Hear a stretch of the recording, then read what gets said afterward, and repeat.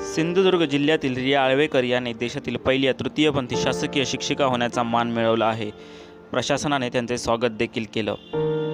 मात्र प्रवीण रिया असा संघर्षमय प्रवास प्रशासनामुळे काहीसा सुखकर झाला आहे। हाच संघर्षमय प्रवास आपण आज पाहणार आहोत। सिंधुदुर्ग जिल्ह्यातील कुडाळ तालुक्यातील तुळसुली या गावातील प्रवीण वारंग यांना लहानपणापासून शिक्षणात आवड होती। त्यांच्या काकीने त्यांना अध्यापक अर्थात शिक्षिका बनायला सांगितलं। त्यामुळे प्रवीण शिक्षक बनला। प्राथमिक शाळेपासून ते D.Ed पर्यंत शिक्षण घेत असताना आपण पुरुष नसून स्त्री असल्याची भावना प्रवीणच्या मनात खदखदत होती। लहान असल्याने घरात सांगू शकत नव्हते, मात्र मनाची कायम घुसमट होत होती। जसजसं वय वाढत जात होतं तसतसं आपण पुरुष नसून स्त्री असल्याची भावना अधिक दृढ होत होत्या। मात्र त्यांनी स्वतःचं अस्तित्व निर्माण करत प्रवीणपासून रिया आळवेकर असा प्रवास केला। हाच प्रवास आपण आज त्यांच्याकडून जाणून घेणार आहोत।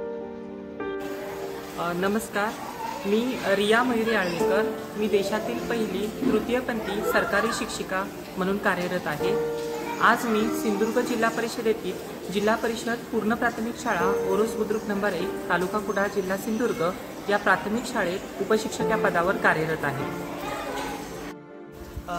1 फेब्रुवारी 1989 रोजी माझा जन्म झाला। तेव्हा माझी लिंगत्वाची ओळख ही संपूर्ण माझ्या कुटुंबाने संपूर्ण समाजाने केली होती, परंतु एकंदरीत चुकीच्या शरीरात माझा जन्म झाला होता।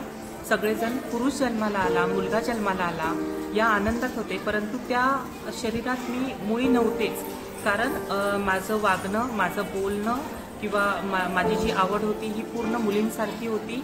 मला मुलींमध्ये खेळायला आवडायचं किंवा मुलींमध्ये मला फिरायला आवडायचं। त्यामुळे किंवा घरातील स्त्री सदस्य असतील जेवण करताना किंवा अन्न कोणता फुगडीचा खेळ असेल, मग अशा गोष्टींमध्ये माझी आवड होती। कुठेही मुलांसोबत मी बाहेर किंवा मित्रांसोबत बाहेर न जाणे किंवा क्रिकेट यासारखे खेळ मला आवडायचे नाही। आणि सुरुवातीपासूनच मी वर्गात देखील मुलींमध्येच बसली होती, परंतु मी लहान होती, मलाच कळत नव्हतं की मी अशी का वागते ते।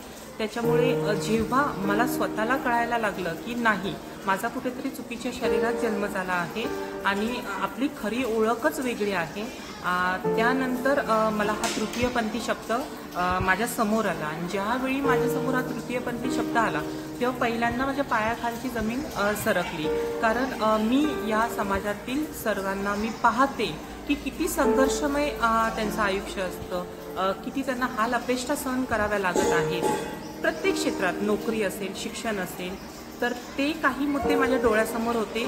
त्या अनुषंगाने मी स्वतः एक विचार केला की मी तृतीयपंथी असली म्हणून काय झालं, परंतु या समाजात या संपूर्ण समाजाला मला कुठेतरी एक तृतीयपंथी असून देखील सर्वसामान्य पुरुष आणि स्त्रियांसारखं मीही आयुष्य जगू शकते हे दाखवून द्यायचं होतं। त्यामुळे एक चांगलं शस्त्र माझ्या हाती होतं, ते म्हणजे शिक्षणाचं।